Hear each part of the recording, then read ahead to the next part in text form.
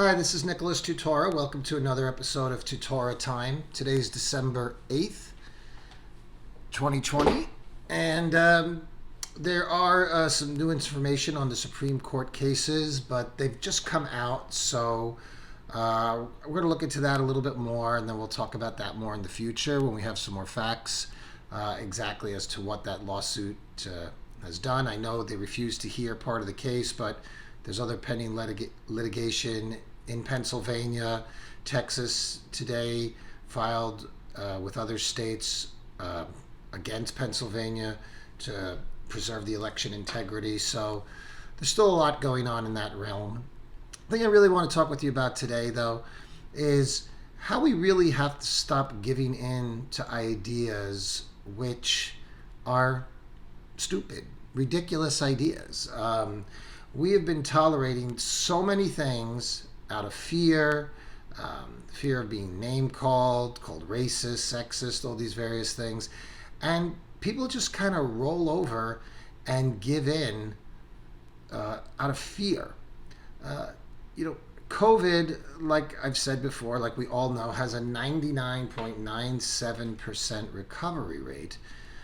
And yet, they're talking about, Joe Biden's talking about more mask mandates. Here in Arizona, Greg Stanton's talking about mask mandates.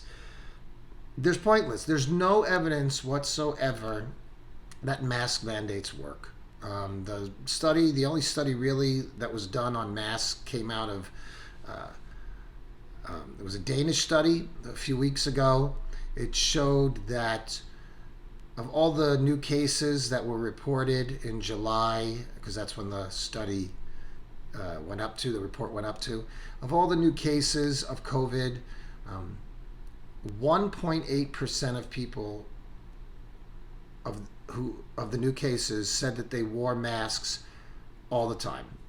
1.8% of people who wore their masks all the time got COVID. 2.1% of people who never wear masks got COVID. Okay, that's a 0.3% difference. It's statistically irrelevant. There's no evidence whatsoever that that masks stop the spread of COVID. So I want to start calling things what they are. It's a stupid idea. It's just a ridiculous idea. Why are we giving credence to something that clearly shows no evidence? The other thing that you could see how biased they are at keeping this, and they want to keep this COVID hysteria going. I'm a pharmacist of over 25 years. Hydroxychloroquine, the studies on it show that it's effective in early treatment of COVID. The studies are so many. They've been so suppressed by the fake news media. And in my entire life, I've never seen that. I've never seen a war on a medication. The people who say hydroxychloroquine doesn't work in combination with Zithromax, vitamin D, and zinc, they really have blood on their hands. These are people who are advocating for people not to use a medication that can help them, and at the same time preaching how deadly the virus is. It makes absolutely no sense, not even from a logical point of view. It makes absolutely no sense.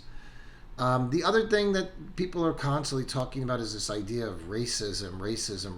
We have to really stop responding to that, because there's no argument you're ever going to give the brainwashed left that's going to make them stop calling people racist. They just, they've got all the angles covered. It's absurd. They have this thing they call systemic racism or all this kind of stuff, or you have privilege, and even if you're not aware that you have it, you have it. And even if you think you're a fair person, you're still a racist.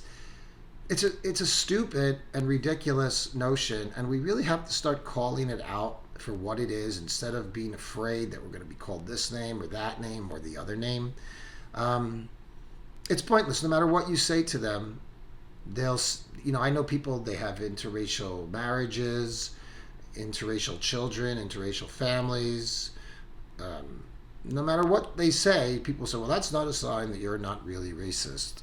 They will accept no evidence of it. And truthfully, there is no evidence. Being racist is somebody's opinion. It's not a scientific fact. So we really have to kind of start dismissing and ignoring all this kind of stuff, because they just use it as a way to try to create division. Here's the real evil thing also about dividing people by race that the left uses.